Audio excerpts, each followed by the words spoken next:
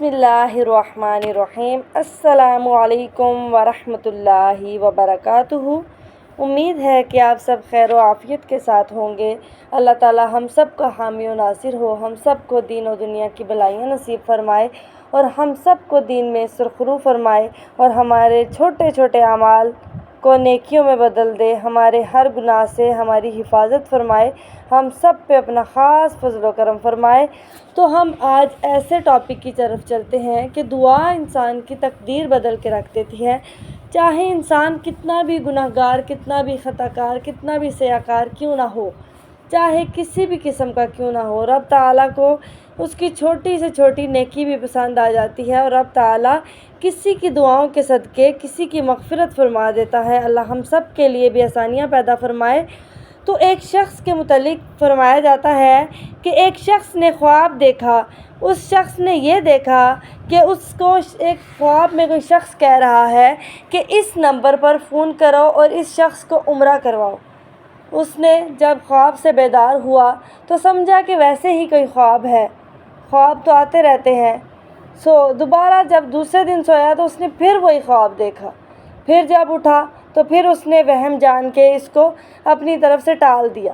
لیکن تیسرے دن جب دوبارہ اس نے وہی نمبر دیکھا اور کوئی شخص اس سے کہہ رہا تھا، مسلسل 3 دن تک اس شخص کو یہ کہا گیا کہ تم فلاں شخص کو عمرہ کرواؤ، لیکن اس دفعہ جب دیکھا تو وہ بڑے بے چین ہوئے اور بے چینی کے سبب امام مسجد جو تھے محلے کے، ان کے پاس گئے اور ان کو اپنا خواب سنایا۔ جب امام صاحب نے خواب سنا تو ان سے پوچھنے لگے، جو شخص تھا جس کو خواب آ رہا تھا، اس شخص سے پوچھنے لگے کہ کیا آپ کے پاس وہ فون نمبر ہے، آپ کو وہ فون نمبر یاد ہے؟ تو اس شخص نے کہا جی ہاں، مجھے اس شخص کا نمبر یاد ہے۔ اگلے روز اس شخص نے خواب میں بتلایا ہوا نمبر ڈائل کیا۔ جس شخص نے فون اٹھایا، اس سے ضروری تعارف کے بعد اس نے کہا مجھے خواب میں کہا گیا ہے کہ میں تمہیں عمرہ کروا دوں، لہٰذا میں اس نیک کام کی تکمیل کرنا چاہتا ہوں۔ جس آدمی کو اس نے فون کیا وہ زور سے ہنسا اور کہنے لگا کون سے عمرے کی بات کرتے ہو؟ میں نے تو مدت ہوئی کبھی فرض نماز بھی ادا نہیں کی، استغفر اللہ، اور تم کہتے ہو کہ تم مجھے عمرہ کروانا چاہتے ہو۔ جس شخص نے یہ خواب دیکھا تھا وہ اس سے اصرار کرنے لگا، بار بار کہنے لگا اور اسے سمجھانے لگا کہ میرے بھائی، میں تمہیں عمرہ کروانا چاہتا ہوں، سارا خرچہ میرا ہوگا، سارا خرچہ جتنا بھی آئے گا وہ سب میں ادا کروں گا۔ خاصی بحث اور تمہید کے بعد آدمی اس شرط پر رضامند ہوا، راضی ہو گیا کہ ٹھیک ہے، میں تمہارے ساتھ عمرہ کروں گا، مگر تم مجھے واپس ریاض میرے گھر لے کر آؤ گے اور تمام تر اخراجات تمہارے ذمہ دار ہوں گے۔ اس شخص نے جب اس کی بات سنی تو بات سننے کے بعد اس نے تو عمرہ کروانا ہی کروانا تھا، تو اس کی بات سے رضامند ہو گیا اور اس نے اپنی بات کو پورا کیا۔ مقررہ وقت پر جب وہ ایک دوسرے کو ملے تو خواب والے شخص نے دیکھا کہ واقعی وہ شکل و صورت میں کوئی اچھا انسان نہیں دکھائی دیتا تھا۔ اس کے چہرے سے عیاں تھا کہ وہ شرابی ہے اور نماز کم ہی پڑھتا ہے۔ اسے بڑا تعجب ہوا کہ یہ وہی شخص ہے جسے عمرہ کرنے کے لیے خواب میں 3 مرتبہ کہا گیا۔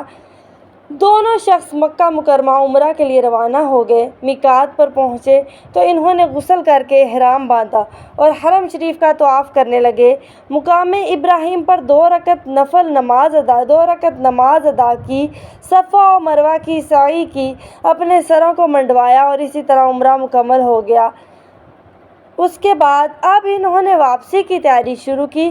حرم شریف سے نکلنے لگے تو وہ شخص جو بہت کوشش سے عمرہ کرنے پر آمادہ ہوا تھا کہنے لگا دوست، حرم چھوڑنے سے پہلے میں 2 رکعت نفل ادا کرنا چاہتا ہوں، نہ جانے دوبارہ عمرہ کرنے کی توفیق ہوتی بھی ہے یا نہیں۔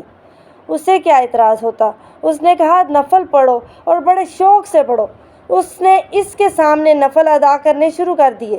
جب سجدے میں گیا تو اس کا سجدہ اتنا طویل سے طویل تر ہوتا چلا گیا۔ جب کافی دیر گزر گئی تو اس کے دوست نے اسے بلایا۔ جب کوئی حرکت نہیں ہوئی تو اس پر انکشاف ہوا۔ اس پہ حیرت ہوئی کہ اس کے ساتھی کی روح حالت سجدہ میں ہی پرواز کر چکی تھی۔ اپنے ساتھی کی موت پر اسے بڑا رشک آیا اور وہ رو پڑا کہ یہ تو حسن خاتمہ ہے، یہ تو بڑا اچھا خاتمہ ہے، کاش ایسی موت میرے نصیب میں بھی ہوتی۔ اور احرام پہنا کر اس کی نماز جنازہ ادا کی گئی اور ہزاروں مسلمانوں نے اس کا نماز جنازہ ادا کیا اور اس کے لیے دعائے مغفرت کی گئی۔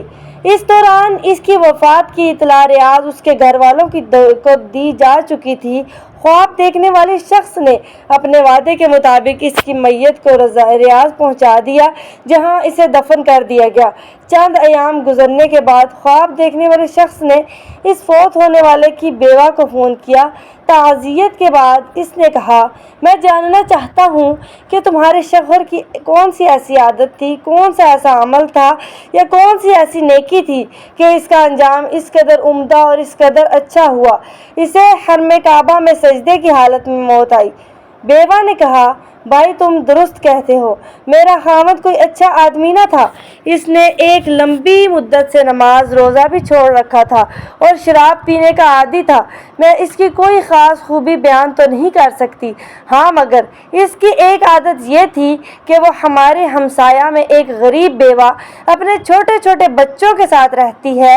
میرا شوہر روزانہ بازار جاتے ہوئے اپنے جو بچوں کے ساتھ لے کے آتا کھانے پینے کو چیزیں، ساتھ ہی اس کے بچوں کے لیے بھی لے آتا اور اس کے دروازے پر رکھ دیتا اور دروازے کے پاس رکھنے کے بعد اس سے کہتا کہ میں سامان لے آیا ہوں، باہر سے اٹھا لیجئے۔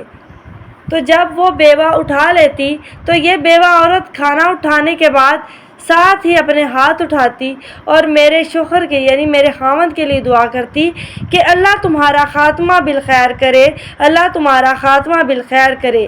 تو رب تعالیٰ کی ذات نے اس کی یہ دعا قبول فرمائی اور اس شرابی کا اتنا عمدہ طریقے سے خاتمہ ہوا کہ اس پر ہر مسلمان کو رشک آتا ہے اور فرمایا جاتا ہے کہ بھلائی کے کام آدمی کو بری موت سے بچاتے ہیں، دعاؤں کی قبولیت کسی بھی وقت ہو جاتی ہے۔ تو رب تعالیٰ کی ذات ہم سب کو نیک کام کرنے اور ہم سب کو نیکیاں کرنے اور دوسروں کی دعاؤں کرنے کا سبب بنائے، آمین ثم آمین یا رب العالمین۔ والسلام۔